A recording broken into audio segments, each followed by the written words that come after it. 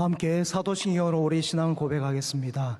전능하사 천지를 만드신 하나님 아버지를 내가 믿사오며 그 외아들 우리 주 예수 그리스도를 믿사오니 이는 성령으로 잉태하사 동정녀 마리아에게 나시고 본디오 빌라도에게 고난을 받으사 십자가에 못 박혀 죽으시고 장사한 지 사흘 만에 죽은 자 가운데서 다시 살아나시며 하늘에 오르사 전능하신 하나님 우편에 앉아 계시다가 저리어서 산자와 죽은 자를 심판하러 오시리라. 성령을 믿사오며 거룩한 공예와 성도가 서로 교통하는 것과 죄를 사하여 주시는 것과 몸이 다시 사는 것과 영원히 사는 것을 믿사옵나이다. 아멘. 찬송가 287장 찬양하겠습니다. 287장 찬양하시겠습니다.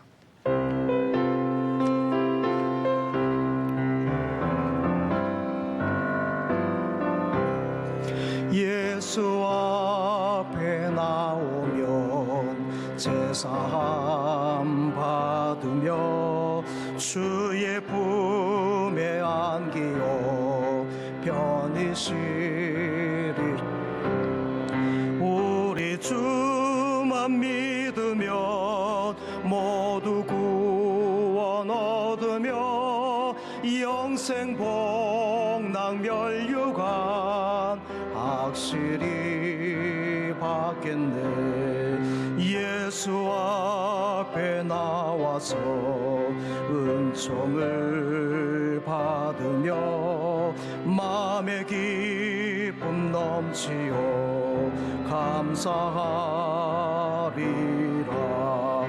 우리 주만 믿으면 모두 구원 얻으며 영생 복락 멸류관 확실히 받겠네.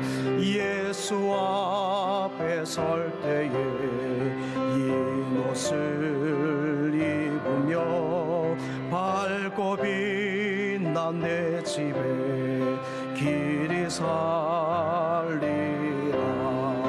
우리 주만 믿으면 모두 구원 얻으며 영생 복락 멸류관 확실히 받겠네. 우리를 대표해서 항재훈 집사님께서 기도하시겠습니다. 참 좋으신 하나님 아버지, 코로나 시대임에도 이 새벽 기도회를 하나님 은혜로 이어가게 하심에 감사드립니다. 이 시간 개발도상국에서 선진국으로 이민족 역사상 유례없는 삶의 품격을 바꿔주신 그 은혜 헤아리기 어려울진데 감사보다는 불평만 하였으니 용서하여 주시옵소서.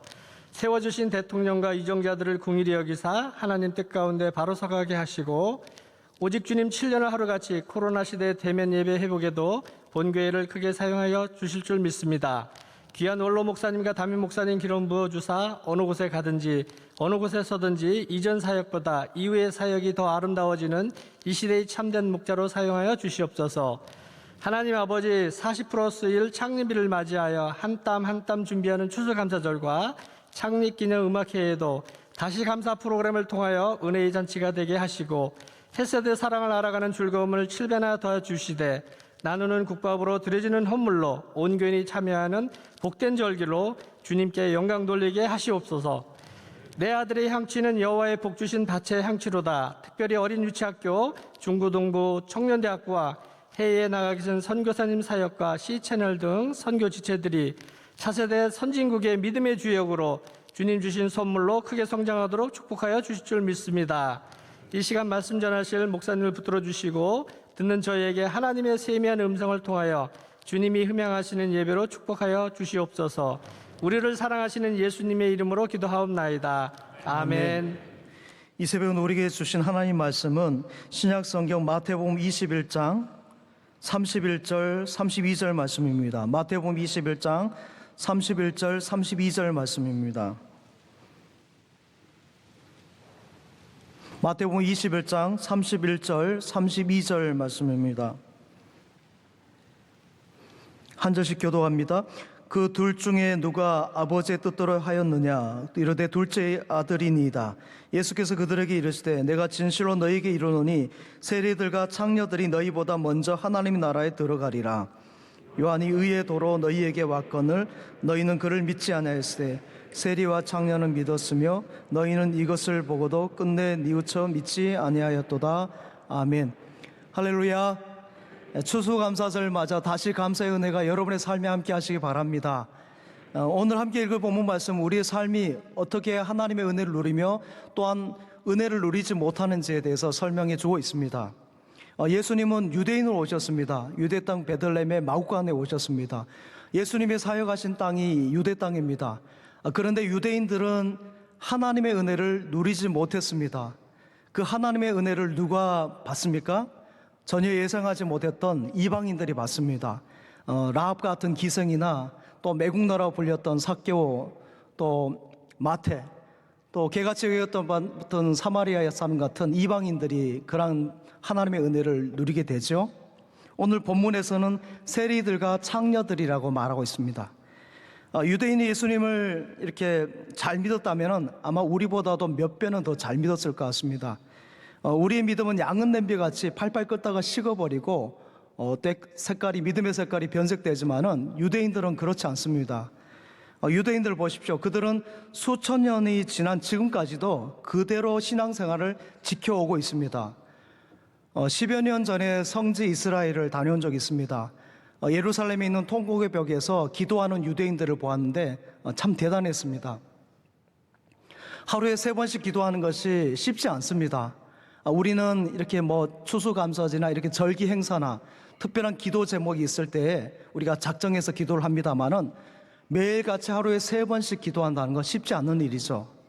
또 안식일은 일을 하지 않기 때문에 전에 원로 목사님께서 말씀하신 것처럼 엘리베이터 버튼을 누르는 것을 일을 하여서 그 버튼 누르지 않도록 매 층마다 이렇게 쓰게 만들어 놓습니다.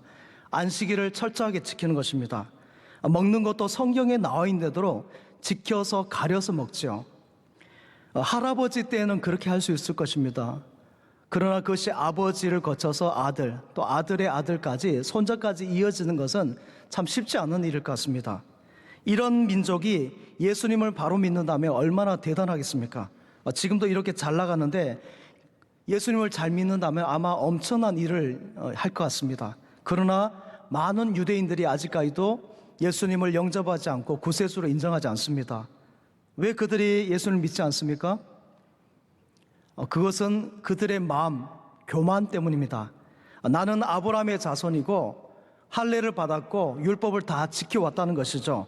이러한 것을 태어나면서부터 다 지켜왔는데 그렇게 하나님 앞에 나아가는데 무슨 예수냐는 것입니다. 예수님을 믿음으로 죄 용서 받고 또 구원받는 것은 그들에게 있어서 받아들이기 어려운 것이죠. 그래서 성경은 말씀합니다. 유대인들이 하나님의 은혜를 누리고 받지 못하는 것은 그들의 교만 때문이라는 것입니다. 교만의 배후에는 무엇이 있습니까? 교만의 배후에는 사단이 있습니다. 사단이 역사하는 거죠. 교만을 자세히 들여다보면 다 무지에서 옵니다. 교만한 사람들은 자기가 잘났다라고 생각하지만은 그것은 다 무지한 결론입니다. 성경은 겸손을 말씀합니다. 예수님께서 이 땅에 오셔서 우리에게 보여주시고 가르쳐 주신 것이 무엇입니까? 다 겸손입니다. 그래서 기독교의 출발은 바로 겸손이죠. 예수님은 하나님의 아들이시지만은 이 땅에 구해 오셨습니다. 화려하고 멋진 궁전에서 오시지 않았습니다. 나라도 세우지 않으셨고 강력한 군대를 거느리지도 않으셨습니다. 물질로 불을 채우거나 누리지도 않으셨죠. 그리고 여러분 잘 아시는 예수님의 제자의 구성들을 보십시오. 그 중에는 탁월하고 똑똑하고 괜찮은 제자도 있습니다만은 대부분 평범하다 못해서 가난하거나 또 못 배웠거나 또 알아주지 않는 사람들을 불러서 제자로 삼아주셨습니다. 또 예수님께서 예루살렘 성을 입성할 때 어떻습니까? 나귀를 타셨죠? 그 중에서도 어린 나귀를 타셨습니다. 하나님의 나라는 처음부터 끝까지 이렇게 겸손입니다. 성경은 겸손을 말씀하고 겸손을 기이 여기고 그 겸손 위에 하나님 나라를 건설하고 겸손하여야 됨을 계속 말씀하고 있습니다. 일반 항목에서는 그러나 겸손을 좋아하지는 않습니다. 극찬하지 않죠. 겸손을 가치 없는 것이고 노예의 근성이다라고 말하는 사람도 있습니다. 세상 종교에서도 겸손을 그렇게 높게 말하지 않습니다. 우리나라의 유교를 보십시오. 사람을 얼마나 많이 나르고 층을 두는지, 신분을 나누어서 천민은 사람으로 취급하지 않습니다. 어른이어도 그가 천민 출신이라면 어린아이 앞에서 비켜 서야 했습니다. 또 여성은 참 무시의 대상이었죠. 지금같이 이렇게 앉아서 함께 예배할 수 있는 그런 인권이 없었습니다. 무시당하고 여자아이를 낳으면 이름을 대충 지었습니다. 그러나 성경은 여성을 그렇게 무시하지 않습니다. 기이 여기죠. 반면에 여러분 잘 아시는 이슬람이나 또 힌두교에 속한 그런 나라들을 보십시오. 아프가니스탄을 점령한 이슬람을 보십시오. 그들에게 인권이 없습니다. 여성은 인권이 없죠. 얼굴이나 몸을 드러내서는 안 됩니다. 다 가려야 됩니다. 배우는 것도 제한됩니다. 힌두교의 인도에서는 여러분 언론 통해서 보셨겠지만은 대중교통인 버스에서 집단으로 이렇게 여성에게 못쓸 짓을 하고 생명까지 앗아갔습니다. 교만이죠. 그들에게는 교만이 꽉 들어차 있습니다. 무시하고 낮추어 보는 교만이죠. 고린도서 13장에서는 예수 믿는 사람은 자랑하지 않는다 했습니다. 뽐내지 않는다 했죠. 내가 제일이다 라고 말하지 않습니다. 나는 예수 믿는 사람인 것을 우리 기독교는 그렇게 표현하지 않습니다. 그러나 힌두교인이나 이슬람교인을 보면은 그렇지 않죠. 나는 힌두교인이다, 나는 이슬람이다라는 것을 옷이나 모든 모양에서 드러냅니다. 또 동남아 쪽의 불교도들도 보면은, 승려들도 보면은 누런 옷에다가 이렇게 삭발을 하지 않습니까? 천주교만 봐도 마찬가지입니다. 신부님들이 로만 칼날에서 내가 신부인 것을, 천주교 사제인 것을 드러냅니다. 그런 면에서 우리는 이렇게 밋밋합니다. 목회자나 성도는 거의 표시가 없죠. 교패를 붙이는 것 정도나 식사 때 식사 기도하는 것 정도 같습니다. 그러나 이들이 이렇게 드러내는 것들 중에서 그 근본을 보면 내가 최고다, 내가 믿는 종교가 최고다라는 것을 가지고 있기 때문에 그렇습니다. 기독교는 겸손입니다. 겸손이 생명입니다. 겸손해야 은혜 받고 겸손해야 주님을 만난 줄 믿습니다. 구원의 은혜는 나의 공로로 주어지지 않습니다. 예수님을 영접하면은 은혜로 이렇게 은혜를 받는 것이고, 예수를 믿으면은 저를 믿는 자마다 멸망치 않고 영생을 주시는 줄 믿습니다. 누구든지 저를 믿는 자는 멸망치 않는다라고 주님께서 분명히 말씀하셨습니다.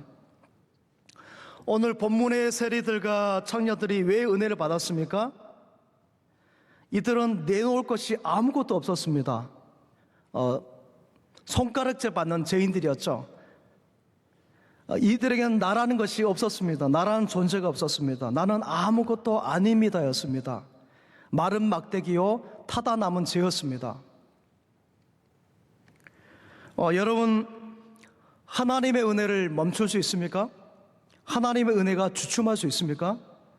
영접하는 자에게는 은혜의 복음이 그냥 저절로 들어갔는데, 안타깝게도 유대인들은 마음의 문을 열지 않았습니다. 내가 잘난 사람은 문을 열지 않습니다. 라합처럼 문을 열어야 되는데 그들은 마음을 오픈하지 않았습니다. 그래서 세리들과 창녀들에게 먼저 복음이 들어간 것이죠. 이 복음이 이방인에게 전해지고 유대 땅을 비껴가서 로마로 건너가고 영국으로, 그다음 미국으로 건너와서 이 땅에 이 자리까지 오게 된 것입니다. 할렐루야. 이들 이방 민족이 우리가 탁월해서 뛰어나서가 아니죠. 첫째는 하나님의 은혜인 줄 믿습니다. 다음으로는 겸허하게 그 복음을 받아들인 것입니다. 그렇습니다. 오늘도 하나님의 나라는 겸손한 자에게 임한 줄 믿습니다. 하나님은 겸손한 자에게 은혜를 베푸십니다.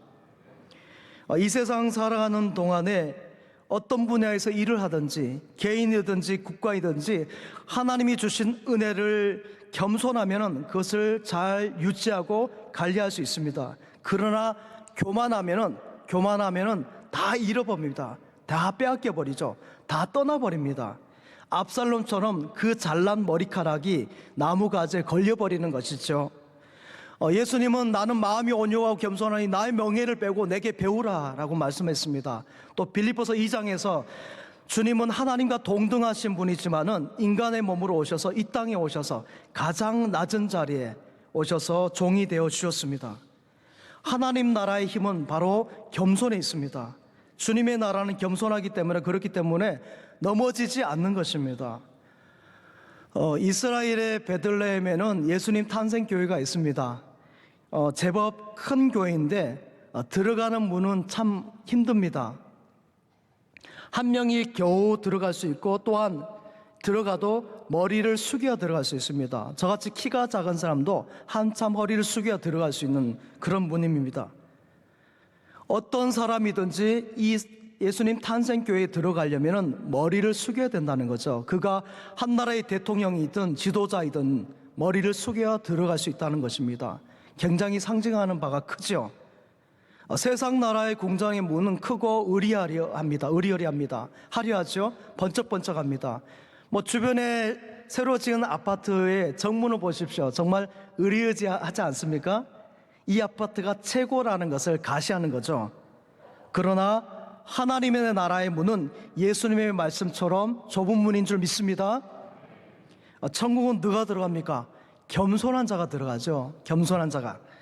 우리가 올려드리는 찬양의 베이스는 다 겸손임입니다. 나 같은 죄인 살리신, 천부의 의지 없어서, 다 겸손 모두 아닙니까? 겸손의 은혜를 받고 낮은 마음으로 불러야 주님이 응답하신 줄 믿습니다. 하나님 나라는 처음부터 마지막까지 겸손입니다.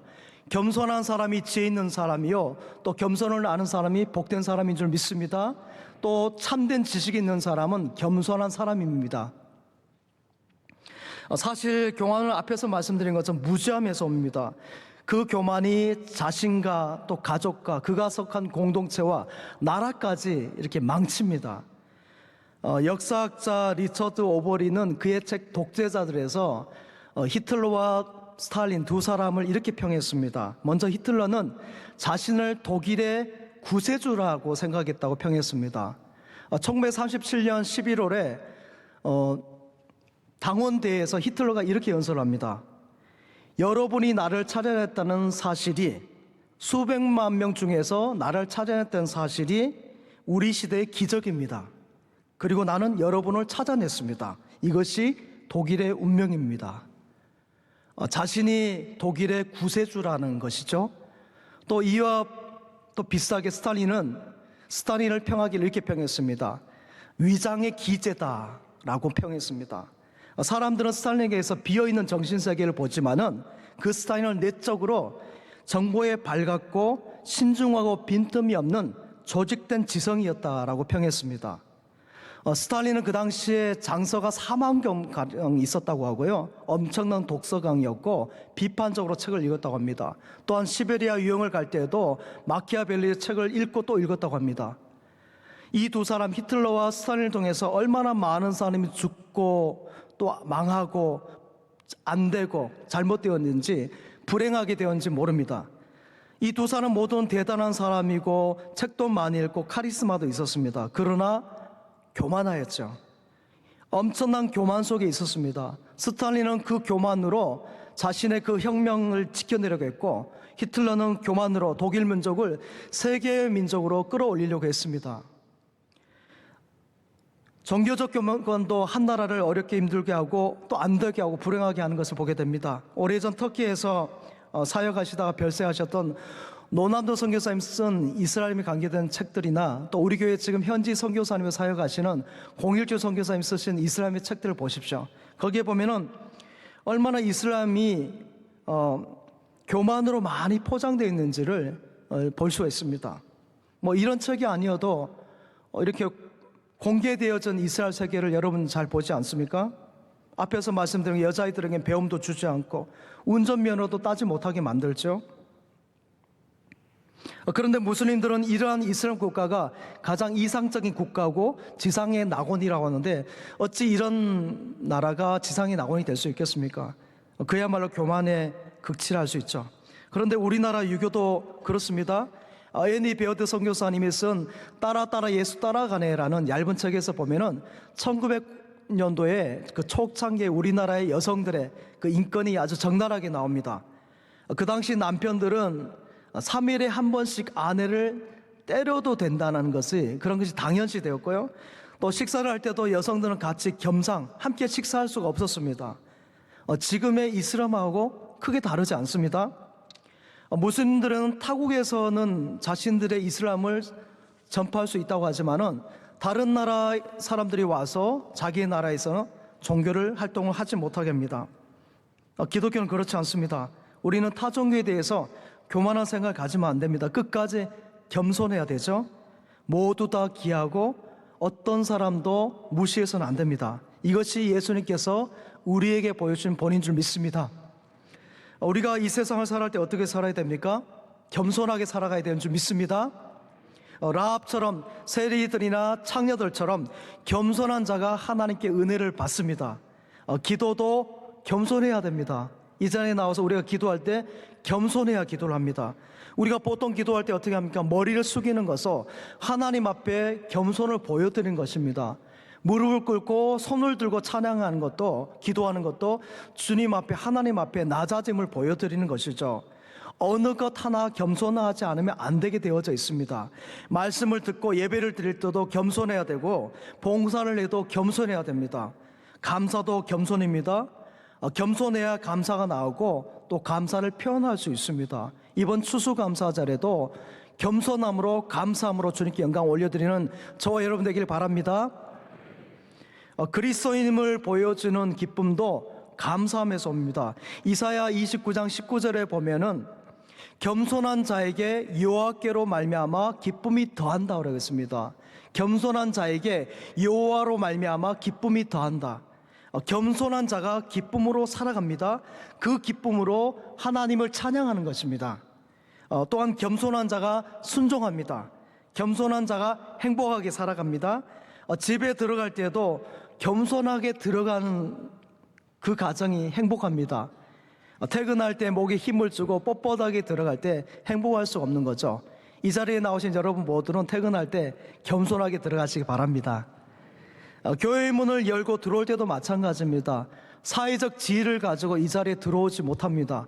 나는 죄인입니다. 나는 아무것도 아닙니다 하고 들어오는 것이죠. 그래야 은혜 받는 줄 믿습니다. 잠언 22장 4절에 겸손과 여호와를 경외함의 보상은 재물과 영광과 생명이다 그랬습니다. 겸손과 여호와를 경외함의 보상은 재물과 영광과 생명이다. 우리 중에 여호와를 경외하면서도 겸손하지 못하는 경우가 있습니다. 신앙생활을 열심히 하고 중직자요 목회자를 할지라도 겸손하고 거리가 있는 사람이 있습니다. 반면에 겸손하지만 하나님을, 여호와를 경외하지 않는 사람이 있죠. 심청이처럼 선하고 착하고 신실하지만은 믿음 생활을, 하나님을 믿지 않는 경우입니다. 겸손과 여호와를 경외함이 함께해야 됩니다. 겸손하고 믿음 생활을 잘해야 되고요, 믿음이 좋고 또 겸손해야 되는 줄 믿습니다. 그런 사람에게 주신 은혜가 세 가지 앞에 말씀드린 것처럼 재물과 영광과 생명입니다. 먼저 재물을 주시죠. 겸손하고 하나님을 경외하는 사람은 이렇게 새벽에 일찍 나오기 때문에 부지런할 을 수밖에 없습니다. 그러한 사람에게 하나님께서 물질의 복도 주신 줄 믿습니다. 그 다음에 하나님께서는 영광을 주십니다. 명예롭게 하시는 거죠. 사람들에게 존귀 여김받게 합니다. 그래서 잠언 15장 33절 하반절에 겸손은 존귀의 길잡이다 라고 있습니다. 마지막으로 생명을 주십니다. 영원한 생명을 주십니다. 겸손이 생명인 줄 믿습니다. 성경에서 이스라엘 백성들이 고생하고 고난당하는 그 배경에는 대부분 다 교만 때문입니다. 또한 이스라엘뿐만 아니라 주변의 모든 나라들이 망하고 안 되는 것, 그 근본을 들어가면은 다 교만에서 오는 것을 보게 됩니다. 어떤 개인이든 국가든 어떤 공동체이든지 교만하면 끊어집니다. 인류 역사를 봐도 마찬가지입니다. 외부의 적으로 해서 망한 나라는 그렇게 많지 않습니다. 내부에서 교만으로 인해서 나라가 다 쇠하고 망해된 것을 보게 됩니다. 교만은 창세기의 바벨탑과 같습니다.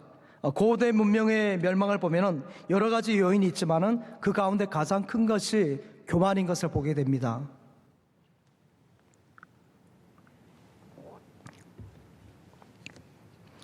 믿음의 사람으로 우리가 수많은 은혜를 받고 누려도 교만하면 그 받은 바 은혜가 다 떠나가 버립니다. 사울 왕이 교만하니 하나님의 영이 떠나고 하나님이 함께하시 않으니 그가 버림받은 그런 왕이 되죠. 교만하면 다 떠나갑니다. 여러분 주변에도 마찬가지잖아요. 겸손해야 친구가 있지, 겸손하지 않고 교만하면 다 떠나갑니다. 가까이 하는 사람이 없습니다. 교만한 국가가 다 망하죠. 우리나라 주변의 국가들 가운데도 교만한 나라들은 그렇게 됩니다. 원로 목사님과 식사를 하면은 늘 음식이 맛있습니다. 물론 식사 전에 오랫동안 말씀을 주셔서 기다림의 배고픔도 있지만은 그거보다는 늘 감사하고 또 겸손하게 식사를 하시기 때문입니다. 어느 집에 가서도 이 집 음식이 최고다, 제일 맛있다라고 한 번도 칭찬 안 하는 적을 본 적이 없습니다. 다 그 집이 맛집이 됩니다. 그렇기 때문에 옆에서 가리지 않고 모든 식사를 맛있게 드시는 모습을 보고 저희들도 함께 먹기 때문에 맛있는 것이죠. 겸손해야 음식도 맛이 있습니다. 몇 안 되는 반찬이랄지라도 겸손할 때 맛이 찾아오고 행복이 찾아온 줄 믿습니다. 이번 추수감사절에도 겸손으로 주님께 나와 예배드리고 다시 감사의 복을 누리는 저와 여러분 되길 간절히 소망합니다. 하나님은 우리 교회 절기 때마다 예배의 문을 활짝 열어주신 것 여러분 기억하십니까? 부활절에도 예배를 열어주셨고 창립기념주일에도 예배를 열어주셨습니다. 이번 추수감사주일에도 10%는 20% 아니 그 이상으로 하나님께서 열어주셨습니다. 이것이 어찌 우연이고 인위적으로 할 수 있는 일이겠습니까? 하나님의 은혜인 줄 믿습니다. 이 은혜의 자리에 겸손으로 다시 감사함으로 감격과 감사로 나아가는 저와 여러분 되시길 간절히 소망합니다. 함께 기도하겠습니다. 통성으로 이 시간 함께 기도하겠습니다. 나는 아무것도 아닙니다. 아무것도 아닌 나를 불러주셔서 감사합니다. 다시 감사함으로 주님께 나아가게 하여 주시옵소서.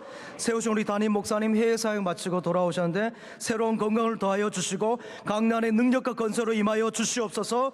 원로 목사님 비전 사역에 동행하여 주시고 걸음걸음을 지켜 주시옵소서.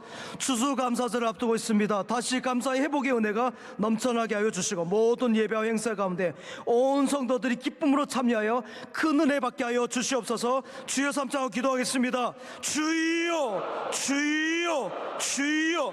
하나님 아버지 아무것도 아닌 저희들 불러주시고 다시 감사함의 자리에 나가게 하신 하나님 감사합니다.